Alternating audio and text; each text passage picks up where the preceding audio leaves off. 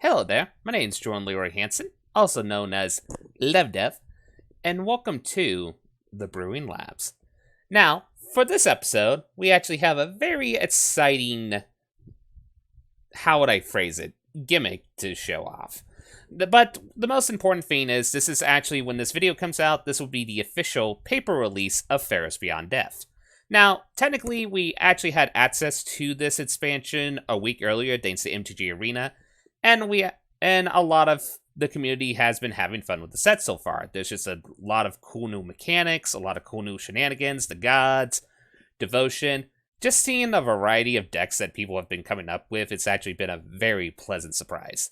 So I decided for this episode, to bring my own Enchantments to the table. In this case, the Mirror Dance deck. Now, this deck is primarily focused around two cards, aka Dance of the Manse is the primary card, which is essentially a card that is a powerful sorcery that came from the Throne of Eldraine. Basically, if we can get Ets to sits here, we can return up to six or more target artifact and non-aura enchantment creature cards with converted mana cost Ets or lets from your graveyard to the battlefield. If Ets is six or more, those permanents are 4/4 creatures in addition to their other types. So our primary purpose is to make sure that this is sits so we can return a lot of enchantments to the battlefield that are creatures. Why? Well, because of our second card, which is Mirror March. Mirror March is a 6-cost enchantment. Whenever a non-token creature enters the battlefield under your control, flip a coin until you lose a flip. For each flip you won, create a token that's a copy of that creature. Those tokens gain haste. Exile them at the beginning of the next end step. So, basically, when our enchantments return from the battlefield and they are creatures, it will actually affect the Mirror March trigger and create copies. Now, clarification, while the copies will technically have haste, they will not be considered creatures. They will enter in as they would be normally, which is, well, enchantments. Still, we have a lot of beneficial ETB enchantments within our deck designs, such as the Omen Cycle, Madami's Prophecy, the Birth of Meletus, even stuff like Elspeth's Conqueror's Death, even a one of Kior's Best to See God, that has really powerful ETB shenanigans that we can take advantage of without a relative much sweat. We also decided to put a Perforos in here just in case if Mirror March doesn't get on the battlefield, so that still our enchantments from Dance of the Manse will still get haste and will be able to attack in with an army of enchantments. Now, first things first, we do have to get them in the graveyard, which our primary way of doing that is First for Meaning. First for Meaning, 2 in a blue, common instant, draw 3 cards, then discard 2 cards, unless you discard an enchantment card. As you can probably guess, we're going to primarily discard a lot of our enchantments that we're not using at the moment, for later use for Dance of the Manse. As well, since the majority of our cards are sagas and omens, we can either sack them by ourselves, or they're potentially going to be sacked once the quote-unquote saga is fulfilled, so they are going to easily go to the graveyard without much sweat. Now, to help us support this combo gimmick, we did decide to put in a basic control package, which mostly consists of Teferi Time Raveler, because if you're playing Azorius colors, you're probably playing that in a basic control shell. We also have Deafening Clarion as an early game board wipe, Elspeth's Sun Nemesis as just a way to create additional tokens to help us block to get us to our combo, and 2 of Shatter the Sky just as our typical board removal to destroy everything just in case we need to get to our overall combo. Our lands is simple. This is our land base. It is 2 plains, 1 island, 1 mountain, 4 hallowed fountains, 3 Temple of Enlightenment, 4 steam vents, 2 Temple of Epiphany, 4 Sacred Foundry, 2 Temple of Triumph, and 2 Fabled Passage. Now, this is a best of 1 deck, because mostly this is my contribution to the jank of the first week shenanigans of pretty much Theros Beyond Death. So, we're going to bring it to the arena shenanigans and test the brew out. Shall we? Onward to dance with the mirrors. Or technically dance with the enchantments, but you get my gist. Anyway, we're going to go against our first match, which is Kiroga. Okay, let's see what our opponent's bringing today. Let's take a look at our hand. We got a few Dance of the Manses. We got a Teferi. We got an Omen the Sea. I think we do keep this, even though mostly we want to draw into Dance of the Manse. Oh, our opponent's nice. We'll say hello back. Then we're going to enter and tap our Hallowed Fountain. They're probably playing either red, it looks like mono red, so Yeah, looks like Mono Red Cavalcade. We usually have a good chance with this matchup as long as we get into either our early game removal or board wipes, so shouldn't be too much trouble. Okay, we're gonna own the sea since it doesn't look like hasty. Okay. 1, 2, 3, 4, 5. I think I still have to bottom this because we do need to draw into, as I stated before, our removal, so first for meaning is nice, though. I think I will still let this enter and tap. Do this again. Nah, we don't need the lands. And then next turn we can Teferi. Oh, there we go, Deafening Clarion. That's what we were drawing for. So, we're going to see what our opponent decides to play. Knowing this deck design, they're probably going to try to play... Okay, Steamkin's in this design. Gotcha.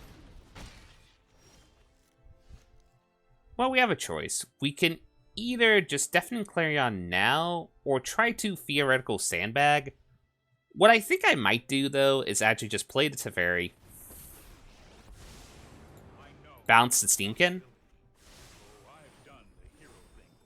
Mostly because I want the opponent to build up a little bit. That way, then the board wipe that we're going to do with the Deafening Clarion will be a lot more effective. That's kind of the thing you have to do with this deck. You have to stall. You have to make sure you can stall to get to the overall secondary, well, primary victory condition. It's not really secondary. It looks like the opponent is having trouble with lands, so we might be in the clear. It's hard because I really want to destroy this before they get a lot of ramp meta with it. I might just do just that. Though then there's the problem that technically the Grim Initiate is still going to activate. Let's see what we have on top. We have a Banishing Light, which we're going to keep that on top to get Array of the Cavalcade. What I think I'm going to do is actually, quote-unquote, make a distraction. I'm going to create some tokens.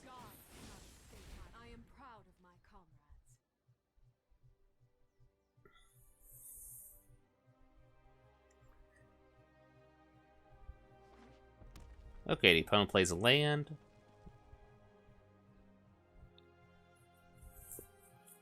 Our plan here is probably just to use the Vanishing Right on the Cavalcade of Calamity, so we don't have to worry about additional burn damage. Okay, see, that's what I was waiting for. I was waiting for them to build up the board a little bit, because then we can Deafening Clarion, and even just play another land this turn, just to Deafening Clarion and then Vanishing Light. So they attack in with all their stuff. The Cavalcade Trimeters are going to already kill the creature. We'll still block here, technically speaking. Doesn't matter if we want to protect our Elspeth.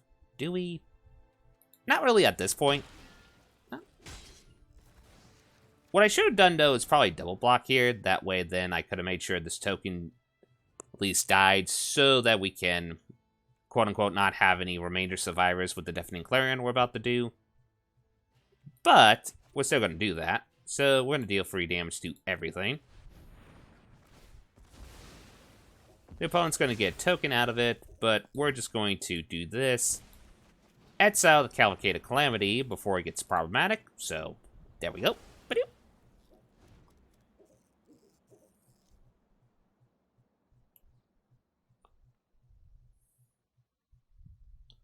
And the best part is even the opponent draws a land and plays Torben.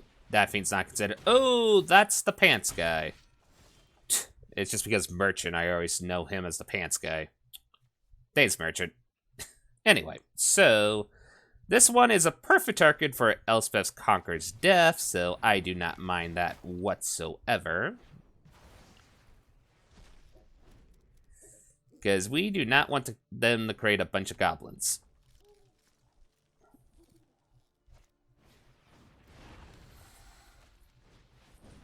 Okay, so more creatures.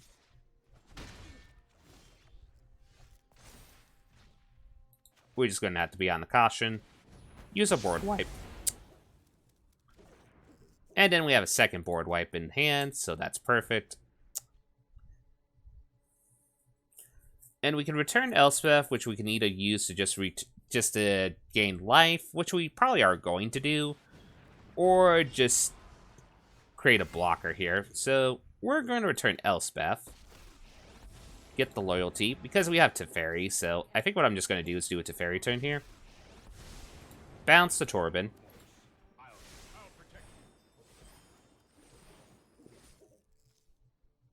And honestly, let's take a look at our graveyard. We have about 1 enchantment. I'm going to quote-unquote gain some life here.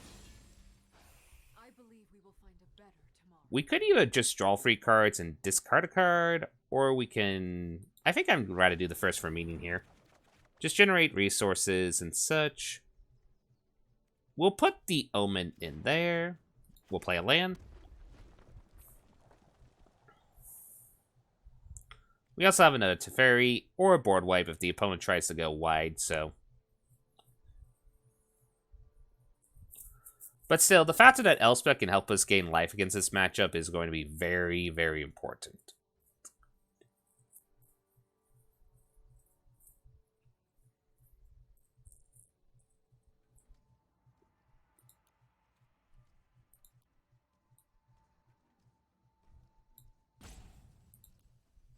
I'm still kind of surprised I haven't heard any of the audios, so...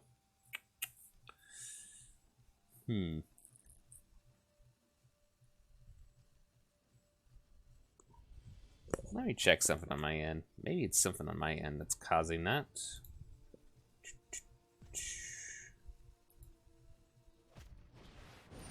Oh, there we go. Oh boy, there's Tybalt. Well, that's going to be a little bit of a problem. Okay, they create Teferi, makes sense. Okay, so Elspeth's not going to be used to generate tokens or gain life due to Tybalt, so what we're going to have to do here is sacrifice, well, not sacrifice yet, we're going to deal damage to this. That way, they can't create a token. We still have to deal with it, though, so we're going to create the tokens. Create Teferi. Bounce the token, which I think the death trigger still happens. Or not. Okay, nifty. Okay, so then now we're going to let this land enter and tap. Preferably it would be fun if it was untapped, but we shouldn't really risk the life at the moment with what our opponent has, so we got to be careful. Though we definitely do want to have a turn where we sack all these enchantments so we can dance to Manse them, so... yeah. The opponent might just shot the planeswalkers here.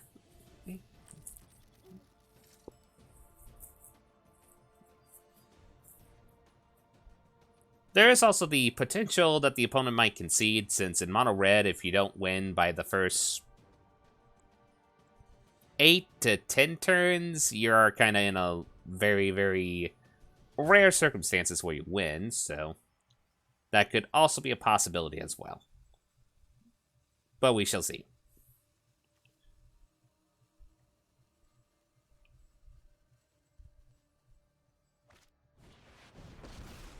Okay, our opponent had a trick up their sleeve. A really good trick up their sleeve, may I add. Okay, so we have to find a way to deal with the Teferi. Well, not Teferi. We have to find a way to deal with the Sarkhan.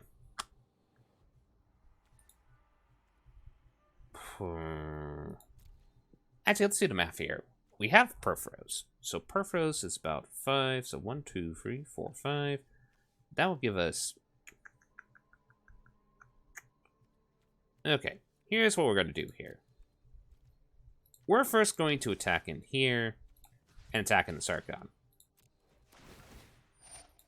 Lucky enough they don't have any dragons, so this doesn't matter. We're just doing this to get rid of the Tybalt. We could have also -1 and just attacked all in onto the Sarkhan upon post-reflection. Actually, that should have been the move. I was just thinking too clever on that one. But anyway, we know that Torben's going to be played. Then he's going to plus this and deal 6 damage to us, which should not be a problem. So what I'm going to do here is play that, sacrifice this to do some scrying. Burford Miletus is not bad. And we're just going to do that and pass the turn. But yeah, that was a misplay. I should have -1 on the Elspeth to give these +2, +1, and then actually attack into Sarkhan rather than just attack into the Tybalt there upon post-reflection. Okay, so the opponent's now going to just make dragons to defend. That makes sense.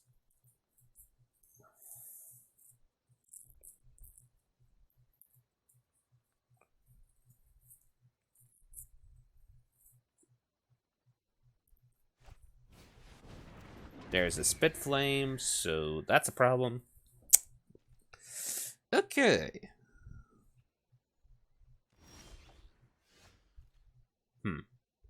Okay, let's do the math here. How many Omen of the Forges? Not that many. So we have 1, 2, 3. Actually, wait a minute. Okay, here's what we're going to do. We're going to play this.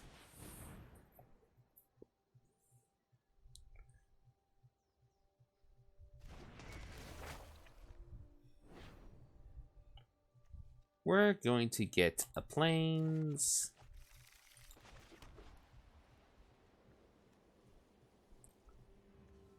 And then we're just going to board white. They will draw a card from it, unfortunately, due to the dragon, so... But that should give us an opportunity to then sack one of these Omen of the Seas. That should...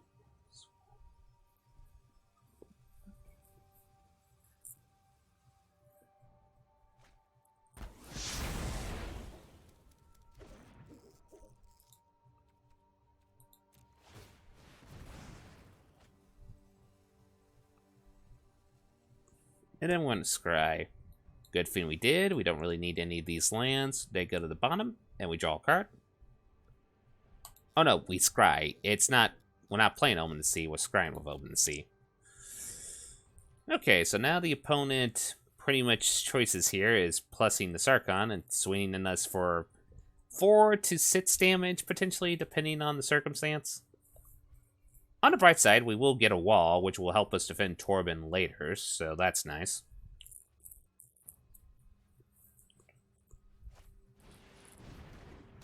Okay, so they're just going to go with Goblin and just swing in for 5. Makes sense.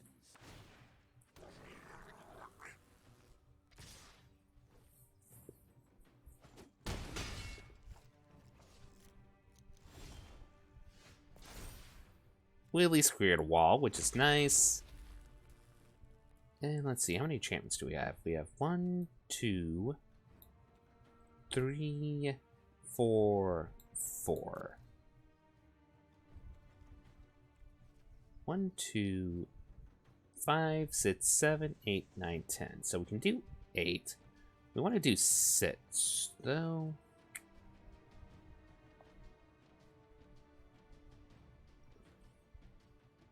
If we do 6, that would require 8. So 5, 6, 7, 8. So not enough to sack this, unfortunately. But I do think we have to do this. So we're going to do 6. We're going to do Elspeth. We're going to do this. We're going to do this. We're going to do this. Pay the mana. Actually, wait. That's actually a really good play because I think that's lethal. Wait, our opponent's thinking here. Because what we do here is we get the tokens, we exile Sarkhan, we deal 2 damage to the only blocker they have. Yeah, we actually got this.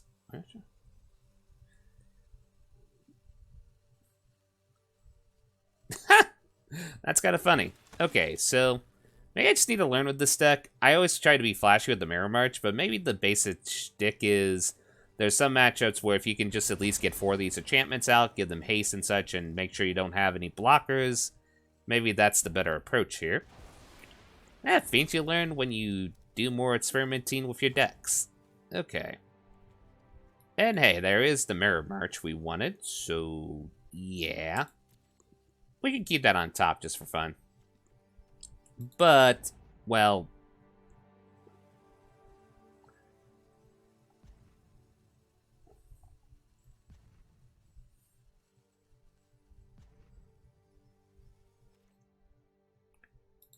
We'll just stack in. What?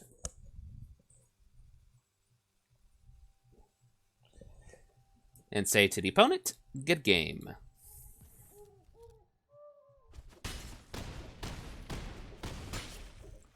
Oh, wait. I think I did the math wrong on that.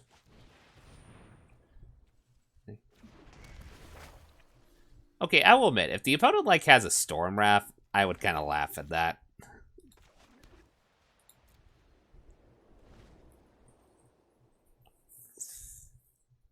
Though that could have been a potential misplay there, I will say.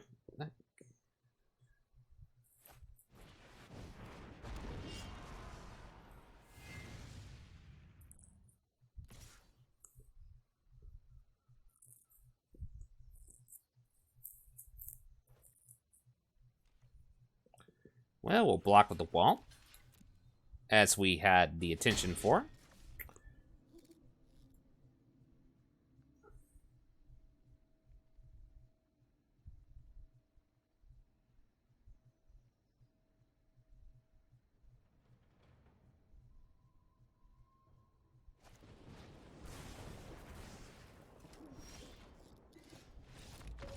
And the opponent's like, nope.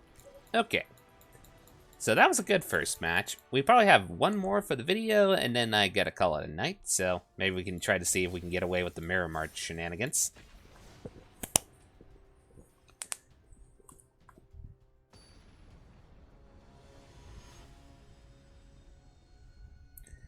We're against Jin 9999.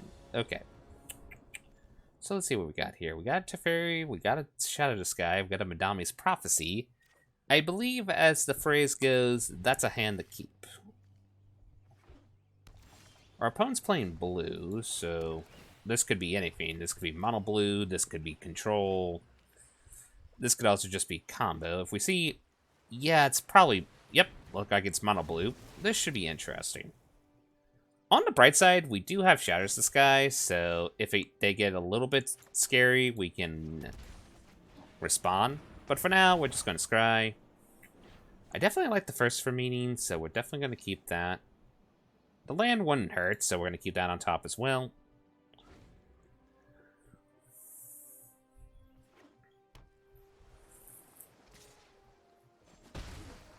Now, the catch with this matchup is we have to be very, very careful when we... I think I'm just going to say the Birth of Meletus. There we go. So we're going to let this enter and tap. And we have a choice. We could eat a Teferi and bounce, but I think what I would rather do is just see what they want to play here. Chances are they're going to try to play a Fossa, or if I know this deck, the Nitz Lotus. Yep, so then that gives us a choice to do this. We could discard the Birth of Meletus. Do we want to? Yeah, I think we want to. I don't think we're going to cast the Birth we're going to cast. I think we're just going to cast Teferi so we can bounce our little Mana Rock scary friend here. So I'm going to do just that. Play the Teferi, bounce it. Play a Temple Epiphany, the Scry. We'll keep Banishing Light on top. That way, then we can answer whatever threat they play. They might try to play this again. They might also just swing into the Teferi and then play like another just mono blue creature. Nope, they're going with that again. Then in that case... Okay, they have their arrow on top. We have Omen the Sun on top. Yeah, I think the play here is just to play the Banishing Light on that. When they play their Owl, we can just play our Shatter the Sky, so...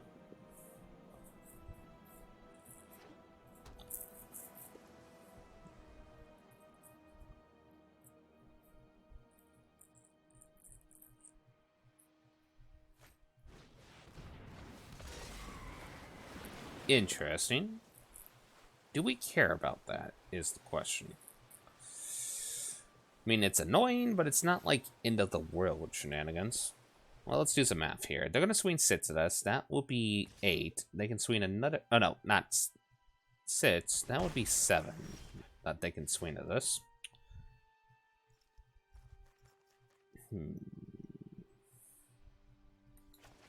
I think I'll still do the Teferi here. Bounce the Cavalier Gales, which will make our opponent wonder why we're giving them card draw, but that would just help us out. Because then we have a choice. We can either, if they have a way to do a significant amount of damage, we can just open the sun and get a little bit of life. But realistically, we're probably going to do the first for meeting so that we can discard the Omen of the Suns.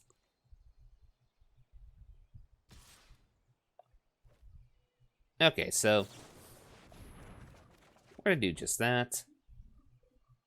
Omen of the Sun's going to go to the graveyard.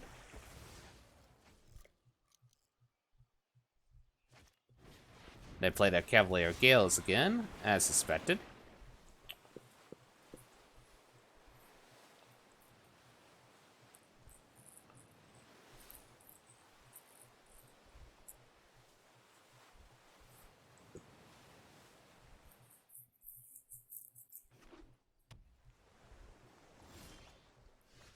Okay, so they have 2 mana up. We gotta keep that in mind. I'm gonna play Temple, Lightment, Scry. That's Deafening Clarion, which will be nice for their small creatures. What I'm gonna first do here is play the Birth from Meletus to fish out counter magic. Okay, so they don't fall for it, so we're gonna get that Plains. We're gonna now play Elspeth. Mostly just for the life gain here. The tragedy of my death has only strengthened my resolve. Rest. Because you gotta be very careful with Mono Blue, because mostly what we're doing here is having the Elspeth out for 2 things. 1, for primary life gain purposes. Oh boy, they use Brazen Bar to bounce the Lotus. That's not good. But as I was saying, the primary purpose of that is just to give them a tempting target to essentially target with Agent of Treachery or whatever they have here.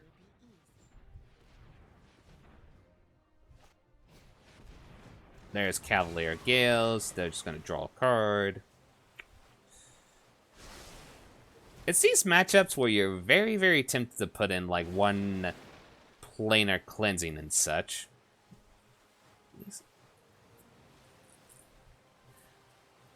But in theory, this could also be beneficial to us because the opponent might get full greed here and just try to play all their stuff. Which then, in theory, we should then be able to board wipe them with the Shadow of the Sky. Or they might be trying to go with the mill combo, it's winning with the Fossis Oracle. That's a possibility as well.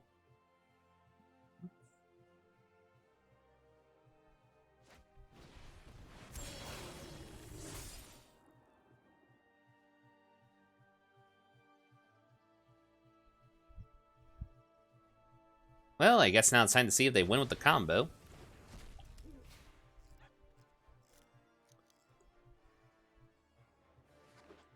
So they have 6 mana. The ocean surges, life thrives. Do they have less than 10 cards? No, they do not. They just are just scrying to add more devotion. So they have 12. But like I said, as one thing I will say in the side, there's a lot of silly monocolored decks, like Mono Black Devotion is silly. And this deck, if it can go off, can be pretty silly, as we're seeing here. I mean, heck, if you told me, like, in the past that this was going to be a very popular standard card, I would have been tilting my head sideways, but thanks to Mono Blue Devotion, yeah, makes sense. Makes a lot of sense. Okay, can they actually win with the Fossis Oracle here? That's what we're curious about. They're definitely trying.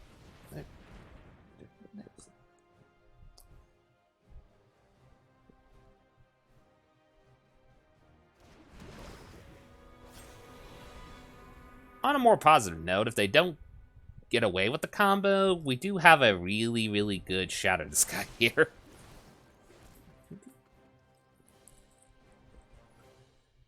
Dot, dot, dot, dot, presuming I'm not holding up any counter magic.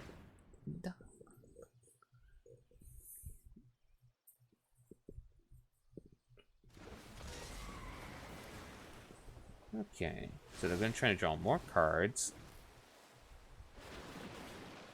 Their devotion's currently... So yeah, if they play a Fossil's Oracle here, they do technically win the game, I believe, or pretty close.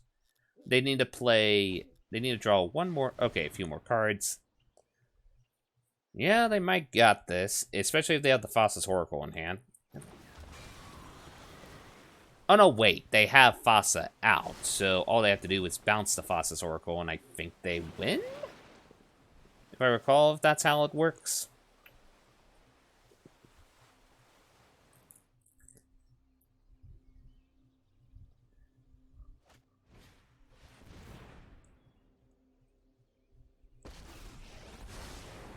Okay. Been hugged by a kraken before. I love to make a splash. There we go, and I think they win the game now, because they have more than 25 devotion, which is more than their library. Ah, Monkey's Uncle.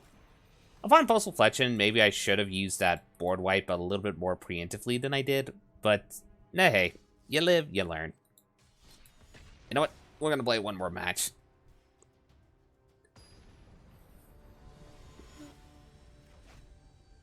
Okay, we're going against Monesium? Let's see here. This hand is not the best, but it's decent.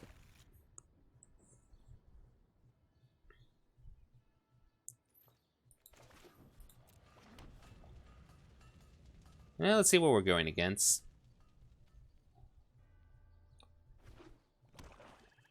Potentially mono black.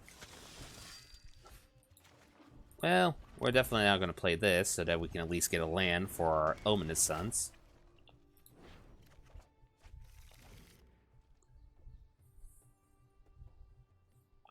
So this could be a variety of things. This could be mono black. It looks like mono black. Smells like mono black. Yeah, we'll take out one of our omens.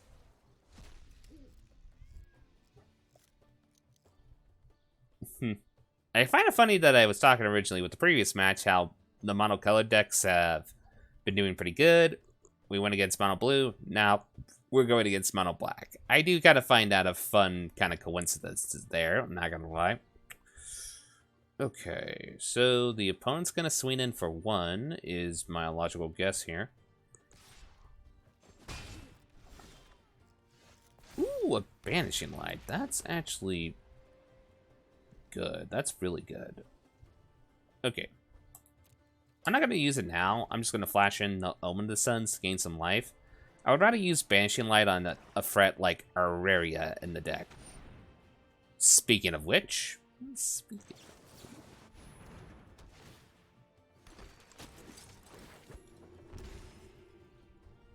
So yeah, we're just going to block with one of our 1/1s on the... Well, no, actually...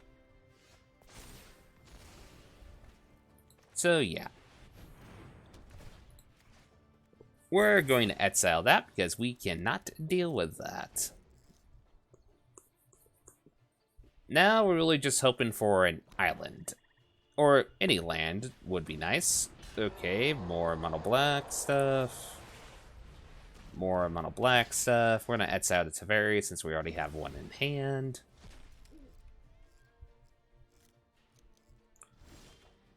Yeah, I think it's safe to say that they're setting up for a Gary turn. So, we're going to scry with this. Try to see if we can get a land. Definite Clarion and a land. I will keep that without a sweat. Now, probably what's going to happen is our opponent's going to play a land and try to do a massive life gain swing thanks to our good old pal, Gary.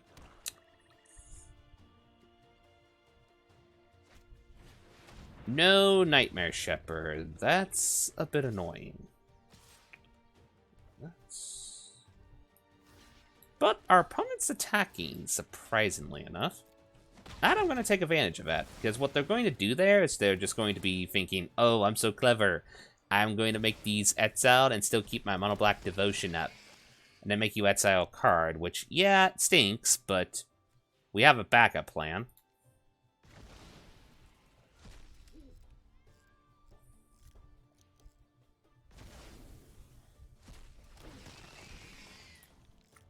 It seems we have to take away our Perforos and our Omen, but honestly, that's just good, because what we're going to do here, deal free damage to everything.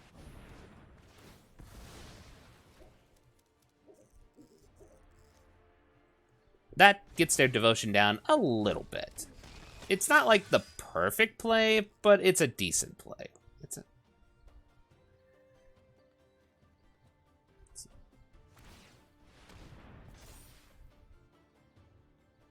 Okay, now our opponent's making us decide whether or not if we want to block the knight, or if we want to block that. Our opponent's... yeah, we're going to have to get rid of the... One thing's for sure, we are going to have to get rid of the Tilmet as soon as we can. Because the factor is they can exile our enchantments from our graveyard, which can stinks. Are we dead, though? Because they can just do 4, 5, 6, 7, 8. That'll leave us to 6. If they have Gary in hand, we're dead. That's a Cauldron Familiar. Do you have the Gary? Doesn't look like a Gary. Okay. Yeah.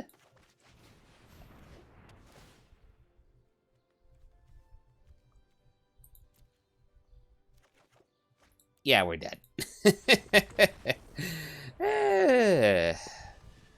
Yeah, that one we were... Those matchups, it's kind of like if we were doing best of 3, Hushbringers would be probably in my sideboard, and I would be putting those in. Nevertheless, though, I will say, this meta is a lot of fun, even though it's kind of sometimes hard to win with decks, but that is kind of the genius of it. Like, I've been having fun with a variety of decks, as you're seeing, playing actually a variety of new deck designs, which is so awesome. But anyway, the deck of today is Mirror Dance. Went 1 and 2, so not perfect. But if you're out for some funny shenanigans, I would say try this list out. If you are more for a competitive variation of this shenanigans, I do think I'll post it in the captions down below along with my own deck list. I do think there's a blue-white variation of this deck that's actually a lot more consistent, and from what I heard, actually a pretty good one to rank with. So you can give that a shot and see if that suits your fancy. But if you want to go do some really janky shenanigans and try to make an army of, well, you know, pretty much swing with your opponents with a bunch of enchanting attackers, give this list a shot.